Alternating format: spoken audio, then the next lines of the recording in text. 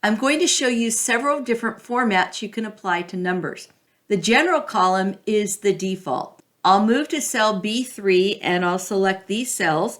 I'll hold down the Shift key, the Command key, and tap the down arrow key. And then I'll go up to the drop down where it says General and I'll choose Number. By default, this has 2 places after the decimal. I'll select the Currency column, click the drop down, I'll choose Currency. Notice the dollar sign is directly in front of the number.